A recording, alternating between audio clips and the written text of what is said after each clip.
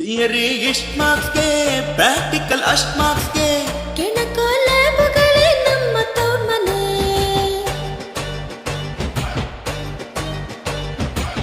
ಟೆಂತಲ್ಲಿ distinction, PUC first class, ಇಂಜಿನಿಯರಿಂಗಲ್ಲಿ pass ಕಷ್ಟನೇ.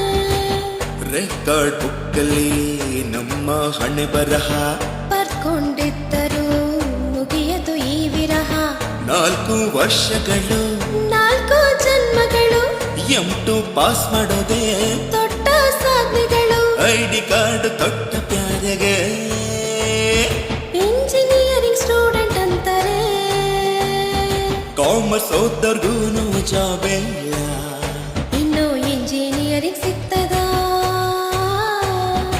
ಆದ್ರೂ ಓದ್ಲೇಬೇಕು ನಾವೆಲ್ಲ. ಇಲ್ಲ ಪೇರೆಂಟ್ಸು ಬಿಡ್ತಾರ.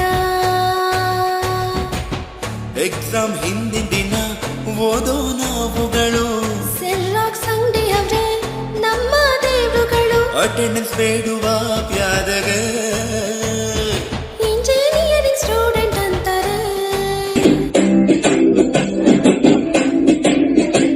ಕ್ವಶನ್ ಇಷ್ಟುದ್ದ ಆನ್ಸರ್ನಷ್ಟುದ್ದ, ಕಾಪಿ ಚೀಟಿನೇ ಎಕ್ಸಾಮ್ನ ಸರಿ.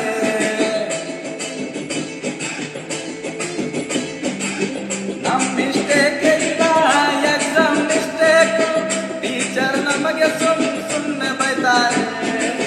ಕಾಪಿ ತೆಗೆದಾಗ ಆನ್ಸರ್ ಸಿಗಬೇಕು, ಆನ್ಸರ್ ಬರೆದಾಗ ಪಾಸ್ ಆಗಿರಬೇಕು.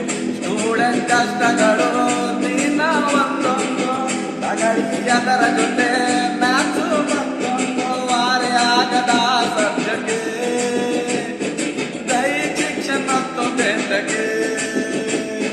ದಿನ ಓದೋರೆ ಪಾಸ್ ಆಗಲ್ಲ, ಇನ್ನು ನೀವು ಆಗ್ತೀವ ಅಂತ ಟಾಪರ್ರೇ ಉಳಿಲಿಲ್ಲ, ಇನ್ನು ಬ್ಯಾಕ್ ಬೆಂಚರ್ ಉಳಿತನ ಅಂತ ಟಾಪರ್ರೇ ಉಳಿಲಿಲ್ಲ, ಇನ್ನು ಬ್ಯಾಕ್ ಬೆಂಚರ್ ಉಳಿತನ. ಮನೆಯವರ ಹೆಸರಿನಲ್ಲಿ ಯಾಕೆ ಹೋಗ್ತೀರಾ, ಅವರೇ ನೋಡಿ ಬಂದು ಎಕ್ಸಾಮ್ ಬರಿತಾರ. ಎಕ್ಸಾಮ್ ಮಾಡುವ ತಪ್ಪಿಗೆ ಸ್ಟೂಡೆಂಟ್ಗೆ ಶಿಕ್ಷೆ ತಗೆ. ದಿನ ಓದೋರೆ ಪಾಸ್ ಆಗಲ್ಲ, ಇನ್ನು ನೀವು ಆಗ್ತೀವಿ